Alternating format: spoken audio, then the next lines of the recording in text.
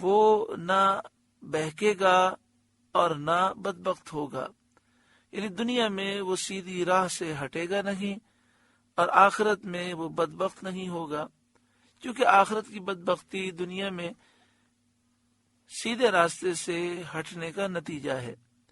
تو جو کوئی اللہ کی کتاب اور رسول برحق کا اتباع کرے، ان کے حکم کے مطابق زندگی گزارے، تو دنیا میں بہکنے سے اور آخرت میں اس کے عذاب اور وبال سے نجات پائے گا۔ وَمَنْ أَعْرَضَ عَنْ ذِكْرِي، اور جس نے میری یاد سے منہ پھیرا اور میری ہدایت سے روگردانی کی، فَإِنَّ لَهُ مَعِيشَةً ضَنْكَ، تو بے شک اس کے لیے تنگ زندگانی ہے، دنیا میں بھی تنگ ہے زندگی، قبر میں بھی اور آخرت میں بھی اور دین میں بھی۔ دنیا کی تنگ زندگانی یہ ہے کہ ہدایت کا اتباع نہ کرنے سے بندہ گندے کاموں میں، عمل بد میں اور حرام میں مبتلا ہوتا ہے۔ اسی طرح وہ قناعت سے محروم ہو کر لالچ میں گرفتار ہو جاتا ہے، اور اتنے سارے اسباب، سامان اور مال ہونے کے باوجود اس کے دل کو فراغت نہیں ہوتی اور دل کا سکون میسر نہیں ہوتا۔ دل ہر چیز کی طلب میں، تلاش میں آوارہ ہو جاتا ہے، اور لالچ کے غموں سے اسے چھٹکارا ہی نہیں ملتا۔ وہ یہی کہتا رہتا ہے، یہ نہیں وہ نہیں، حال تاریک اور وقت خراب ہوتا ہے۔ مومن جو متوکل ہے، اللہ پر بھروسہ کرنے والا ہے، اس کو جو سکون اور فراغت حاصل ہوتی ہے وہ کافر کو حاصل نہیں ہوتی۔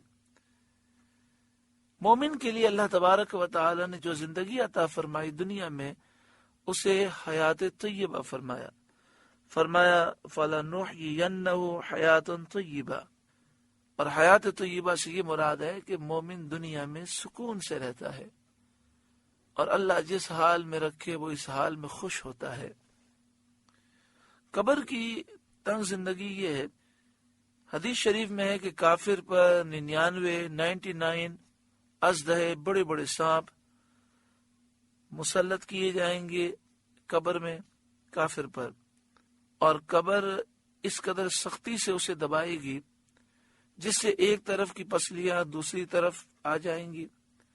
اور آخرت میں تنگ زندگانی جہنم کا عذاب ہے، جہاں زقوم، تھوہر، زہریلا درخت اور کھولتا پانی جہنمیوں کے خون اور ان کے پیپ کھانے پینے کو دیے جائیں گے۔ اور دین میں تنگ زندگانی یہ ہے کہ نیکی کے راستے تنگ ہو جائیں گے، آدمی حرام کمانے میں مبتلا ہو جائے گا۔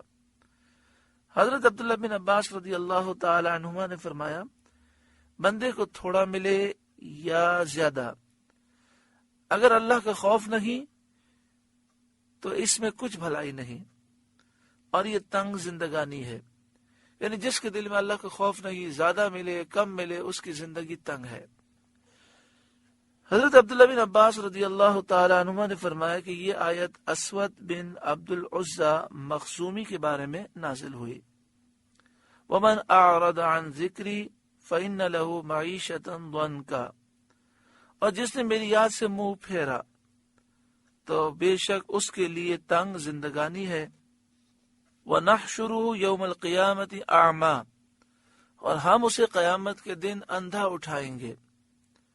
قال، کہے گا، ربی، اے میرے رب، لما حشرتنی اعمی، مجھے تو نے کیوں اندھا اٹھایا؟ وقد كنت بصیرا، میں تو بینا تھا، میں تو دیکھنے والا تھا، یعنی دنیا میں اندھا تو نہیں تھا۔ قال، اللہ فرمائے گا، کذالک، یوں ہی، اتتک آیاتنا فنسیتہا، تیرے پاس ہماری آیتیں آتی تھیں، تو نے انہیں بھلا دیا، تو ان پر ایمان نہ لایا۔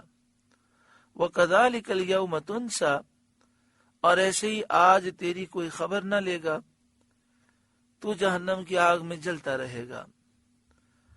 وَكَذَلِكَ نَجْزِي مَنْ أَسْرَفَ، اور ہم ایسا ہی بدلہ دیتے ہیں جو حد سے بڑھے، وَلَمْ يُؤْمِن بِآيَاتِ رَبِّهِ، اور اپنے رب کی آیتوں پر ایمان نہ لائے، وَلَعَذَابُ الْآخِرَةِ أَشَدُّ وَأَبْقَى، اور بے شک آخرت کا عذاب سب سے سختر اور سب سے دیر پا ہے۔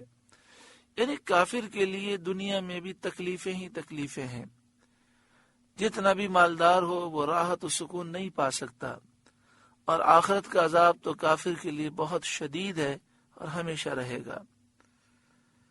افلم یہدی لہم کم اہلکنا قبلہم من القرون، تو کیا انہیں اس سے ہدایت نہ ملی، اس سے راہ نہ ملی کہ ہم نے ان سے پہلے کتنی امتیں ہلاک کر دیں، یمشون فی مساکنہم، کہ یہ ان کے بسنے کی جگہ چلتے پھرتے ہیں۔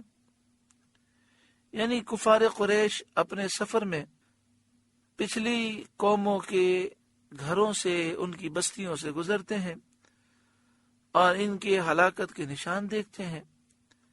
ان فی ذلک لآیات لأولی النہی، بے شک اس میں نشانیاں ہیں عقل والوں کو، یعنی جو عقل رکھتے ہیں ان کے لیے نشانیاں ہیں، تاکہ وہ ان نشانیوں سے عبرت حاصل کریں اور سمجھیں کہ انبیاء کو جھٹلانا اور ان کی مخالفت کرنے کا انجام برا ہے۔